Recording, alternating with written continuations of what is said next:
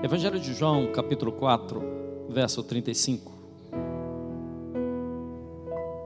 Ou melhor, vou ler o verso 34.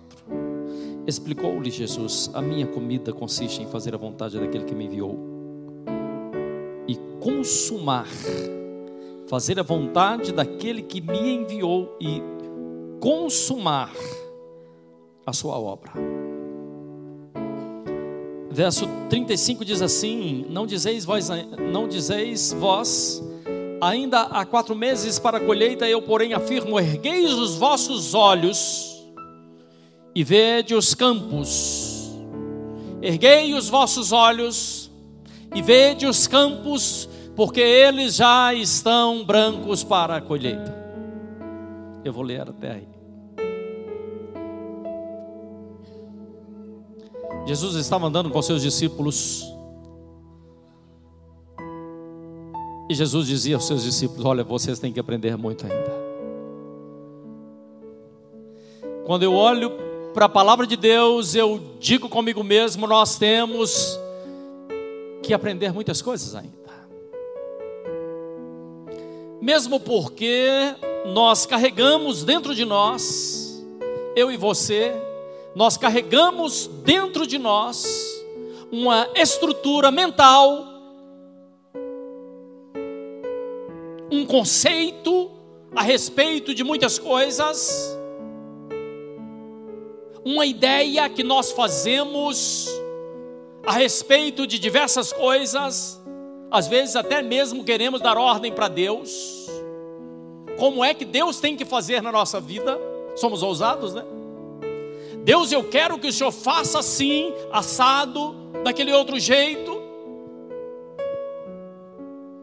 Queremos colocar Deus nos nossos conformes, mas Deus não anda nos nossos conformes.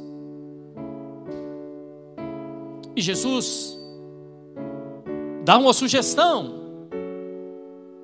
Jesus diz assim: vocês estão olhando muito para baixo, estão muito pequenos, muito limitados. Levante os vossos olhos, comece a enxergar coisas maiores. Quando nós levantamos os nossos olhos, nós passamos a entender que portas de oportunidade surgem à nossa frente. Quando nós levantamos os nossos olhos, nós vemos que portas das promessas de Deus estão se abrindo. E eu não posso permanecer de olhos para baixo. Eu preciso levantar os meus olhos. Eu preciso levantar os meus olhos para entender o que é que Deus está realizando. E muitas vezes você olha para o seu irmão e diz assim: Deus está fazendo coisas grandes na vida dele, mas acho que Deus esqueceu de mim. Não, Deus não se esqueceu de você. Aquilo que Deus tem para fazer na sua vida, será na sua vida. Na vida do seu irmão vai ser algo diferente. Não significa que Deus tem a mesma coisa para realizar na sua vida, que seja exatamente como a do outro. Deus chamou Noé para que fizesse uma arca, e não que atravessasse o Mar Vermelho com o povo de Israel. O Mar Vermelho foi Moisés. Deus chamou a Davi para ser um grande rei sobre Israel. E pela lógica dos homens, Davi jamais chegaria a ser um rei. Até mesmo seu pai tinha rejeitado, os seus irmãos haviam rejeitado. Os irmãos de Davi foram apresentados: é esse. Não, mas Deus mandou aqui para ungir alguém que seria rei. Está faltando. Ah, sim, mas é um menino, está lá no pasto cuidando das ovelhas. Chame. A nossa estrutura mental, intelectual, às vezes nos faz perder o chamado que Deus tem para as nossas vidas. E nós precisamos saber o que é que Deus tem para as nossas vidas, irmão. Precisamos aprender a ouvir aquilo que Deus está falando. E Deus diz: se nós quisermos, diga comigo, quiser, e ouvir, diga ouvir, nós comeremos o melhor dessa terra. O melhor dessa terra, Deus diz que é para você, mas tem que querer e tem que ouvir. Por isso eu não posso estar me comparando com o outro. Mesmo porque o chamado de Deus para a minha vida é um chamado específico. Diga para o seu irmão: Deus tem um chamado específico para a sua vida. O que é que eu preciso fazer? O que é que eu posso fazer? Eu gosto muito daquele homem que estava sentado à beira do tanque de Betesda, esperando Deus, quando vai ser? Aquele homem era persistente. Ele estava enfermo há 38 anos, mas ele não arredou o seu pé de esperar aquilo que Deus tinha para ele.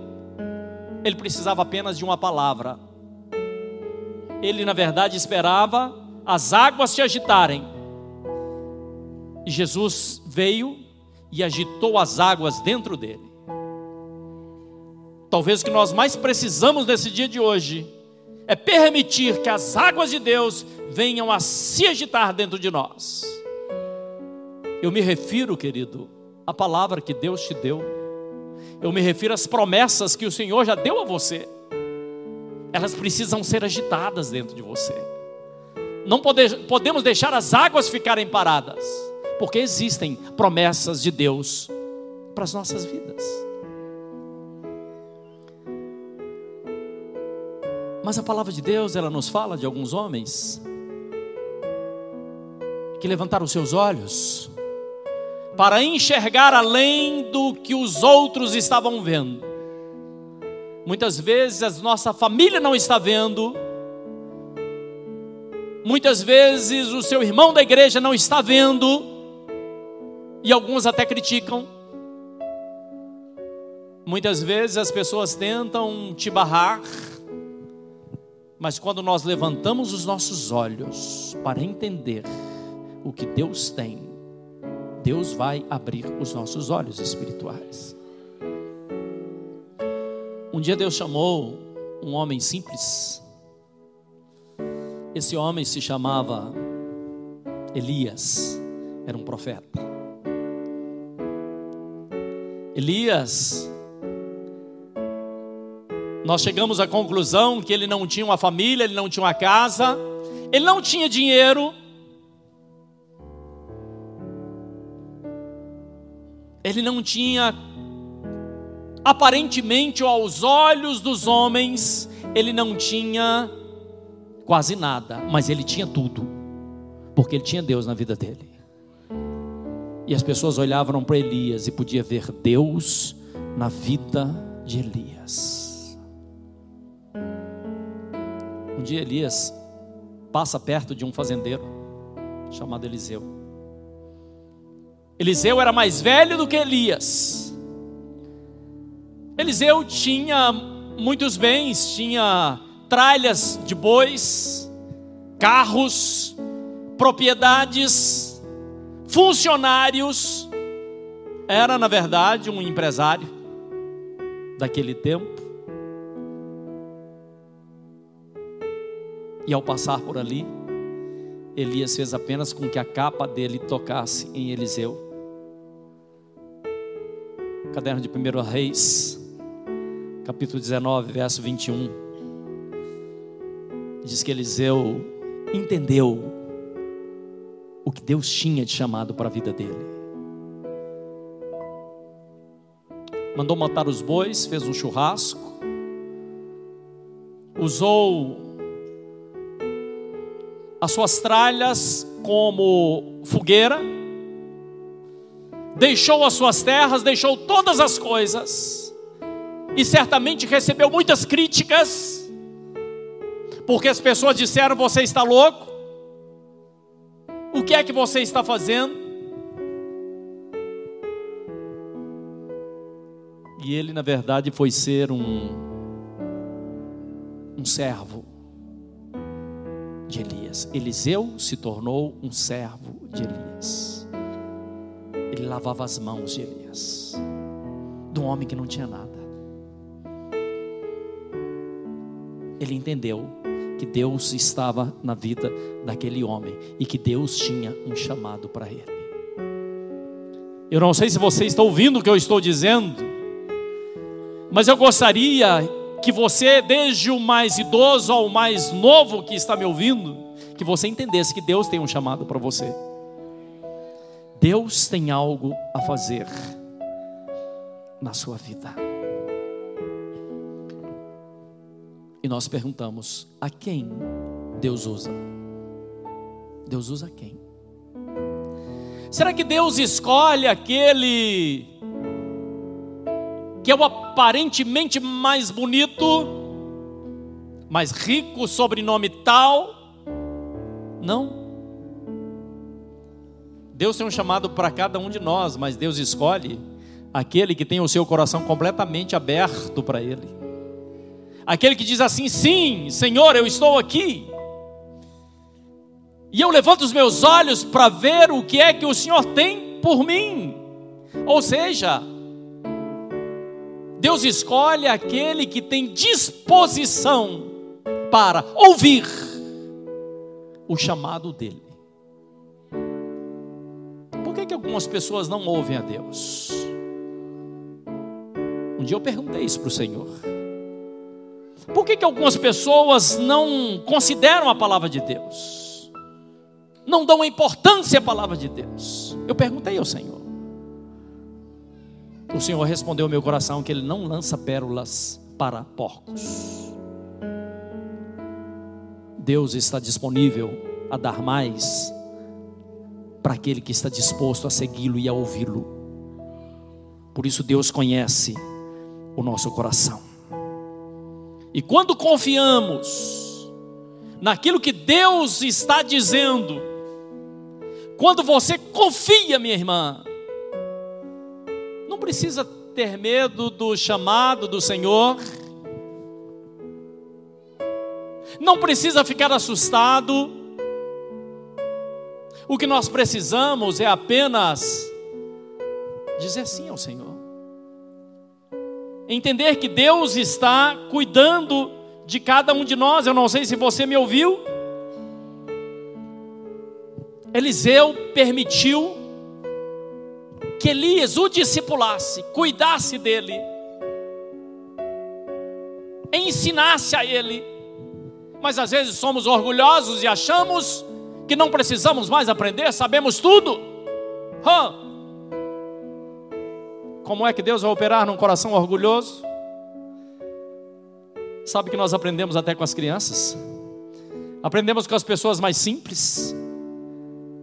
Nós aprendemos todos os dias, se nós estivermos atentos àquilo que Deus tem para nos falar.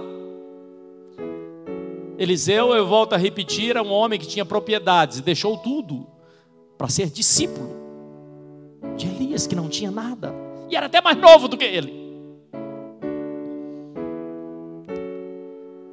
Mas nós queremos ensinar a Deus algumas coisas, como é que tem que ser, de acordo com os nossos conceitos. Não funcionam. Assim como os fariseus queriam ensinar a Jesus como ele deveria fazer, que dia ele deveria realizar milagres. Como? Não tem jeito. Ensinar para Jesus.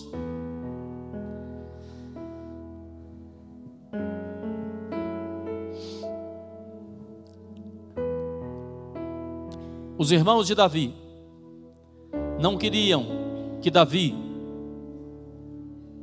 enfrentasse a um homem chamado Golias. Por quê? Eles diziam, ele vai ser massacrado por Golias. Eles esqueceram que Deus é quem estava no controle da vida de Davi. Eles estavam tendo uma visão apenas de homens.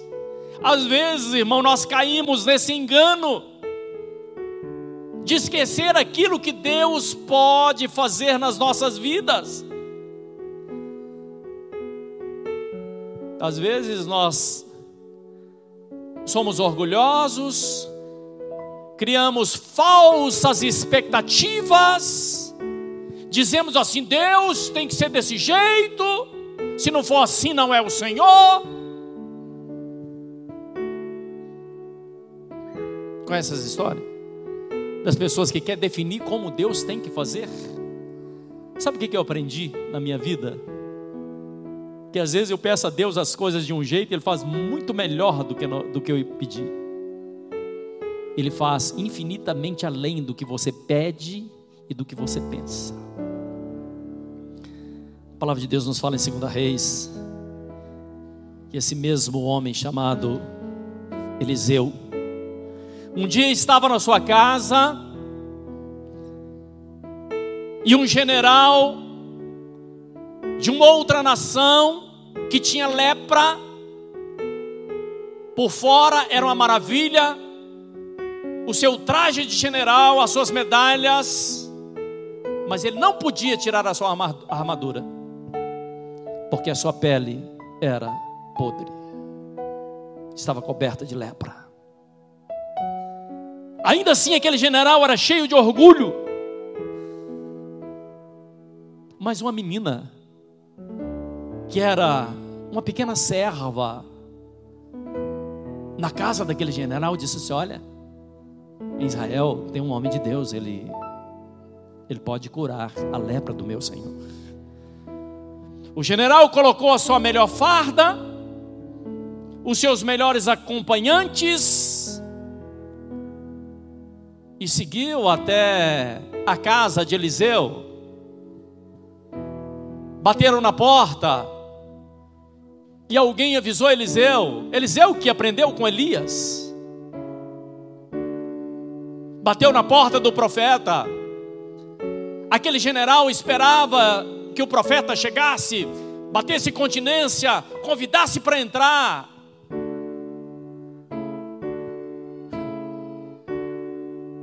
Era a lógica dos homens. Era o conceito que às vezes nós temos. A Bíblia nos fala que o profeta permaneceu lá dentro do jeito que estava. Ele não queria que Naamã o conhecesse. Ele queria que Naamã conhecesse o Deus a quem ele servia. É diferente. Não queira que as pessoas te conheçam. Queira que as pessoas conheçam o Deus a quem você serve.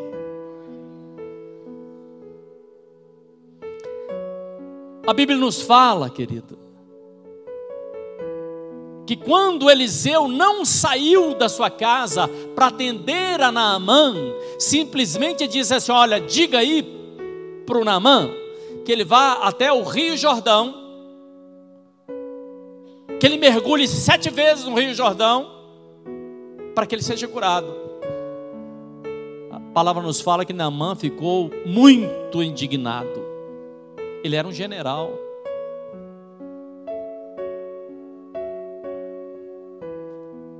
Ele ficou muito indignado.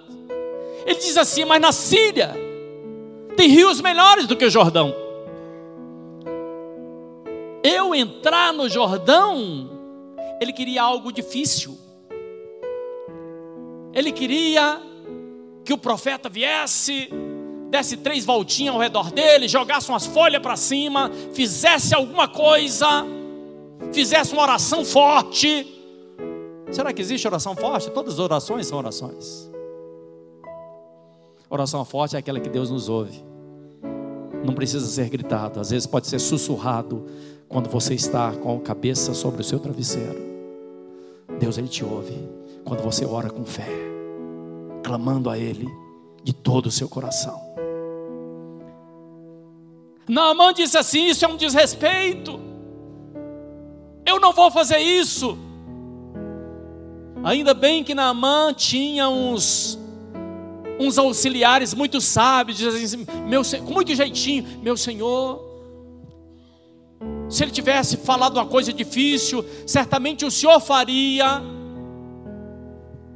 Mas Deus não precisa de malabarismo para Ele fazer um milagre na nossa vida. Faça o que o profeta está dizendo. Já que o Senhor está aqui, o Rio Jordão está logo ali. Vá, entre. Será que eu não posso entrar só uma vez? Não. Ele falou que é para entrar 7 vezes. Vamos obedecer a voz de Deus. Deus está usando o profeta. Eu sempre gosto de lembrar que o profeta, ele é aquele que Deus usa para falar com o seu povo. Eu quero que a minha voz nessa noite de hoje, nesse dia de hoje, seja uma voz profética para a sua vida. Será que você está me ouvindo?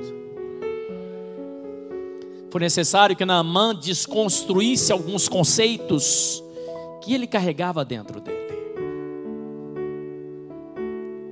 e ouvisse a voz de Deus. Às vezes precisamos desconstruir alguns conceitos. E ao descer pela 7ª vez ele foi curado. Irmão, algumas pessoas pensam: quando eu tiver muito dinheiro, vou fazer isso, aquilo outro, agir dessa forma. Quando eu tiver aquele carro, quando eu tiver aquela casa, quando eu tiver aí, irmão, conceito equivocado. Deus usa o que nós temos. Às vezes nós não temos nada, Deus usa o nosso nada. Será que você me ouviu? O povo de Israel, que não era um exército, entraram na terra de Canaã. Eles deveriam conquistar uma cidade chamada Jericó, que tinha muros muito grandes. Aquele povo não tinha canhão, não tinha armas, como nós imaginamos, como nós pensamos, como nós construímos nas nossas ideias. E Deus dá uma estratégia. Deus sempre dá uma estratégia. Avisa para quem está do seu lado: Deus sempre dá uma estratégia. Você vai levantar os seus olhos para conhecer as estratégias de Deus. Qual foi a estratégia que Deus deu para o povo de Israel? Olha, vocês vão começar a dar volta, caminhando ao redor do mundo. Vocês vão dar volta. Depois sabe o que vocês vão fazer? Todo mundo vai começar a gritar. A única coisa que vocês têm, que você sabe fazer, é gritar. Josué ficou louco.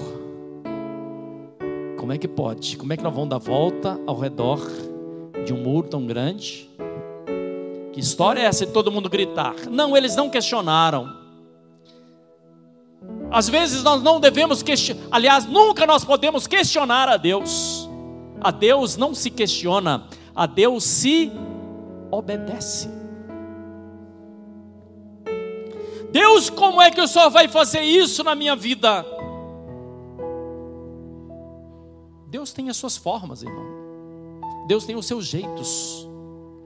Deus entra com providência. Não somos nós quem resolvemos, mas é Deus quem vai resolver. Guarda uma coisa no seu coração. Escreva aí, na sua Bíblia, no seu caderno ou no seu coração. Deus nunca vai te mandar fazer coisas complicadas, porque as coisas de Deus são simples.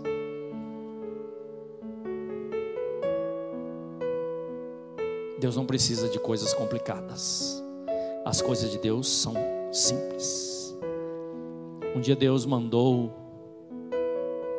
o profeta a uma cidade, o profeta Elias, a uma cidade, porque ele estava com fome. O profeta chega numa cidade com muita fome. Se você chegar numa cidade com o estômago roncando de fome, qual casa você ia procurar? A casa mais bonita, a casa que do lado de fora desce para você sentir o cheiro de um bife acebolado. Sabe onde Deus mandou o profeta? Na casa de uma viúva que estava com fome também. As coisas de Deus nos confundem. Deus, que negócio é esse? Por que o Senhor não me mandou para a casa do prefeito? Para a casa do fazendeiro? Não, Deus mandou para a casa de uma viúva. Se Deus mandasse para a casa do homem mais rico, não seria milagre, seria conveniência. Aí Deus nos manda na casa, Deus mandou o profeta na casa de uma viúva que também estava com fome. Aí aconteceu um milagre. Então Deus não segue o nosso raciocínio para fazer o milagre, porque Deus tem a forma dele de fazer os milagres. O que nós devemos é apenas receber aquilo que Deus está fazendo. Já pensou Deus mandar Noé fazer uma arca? Que doideira, não estava nem chovendo. Você consegue imaginar, irmão? Moisés diante do Mar Vermelho não tinha alternativa. Entrar com quase 2 milhões de pessoas mar adentro. Moisés, da sua dificuldade de falar porque ele era gago, e Moisés começa a orar a Deus. Imagine Moisés orando a Deus com toda a sua gagueira, e os soldados chegando, e Deus fala assim: Moisés, para de orar, não vai dar tempo de você orar. Apenas diga com o povo que marche, é rápido, não precisa ficar gaguejando. Fala assim: povo, marche, só isso.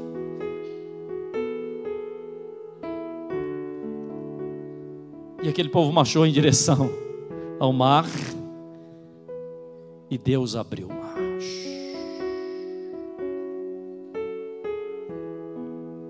Você tem apenas que marchar, quem vai abrir o mar é Deus.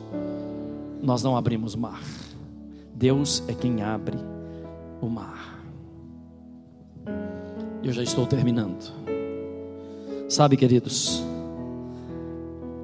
às vezes nós somos tão apegados às histórias do passado. Olha, Deus fez a arca de Noé flutuar, Deus fez o mar se abrir, Jesus fez tantos milagres, e nós nos apegamos no passado.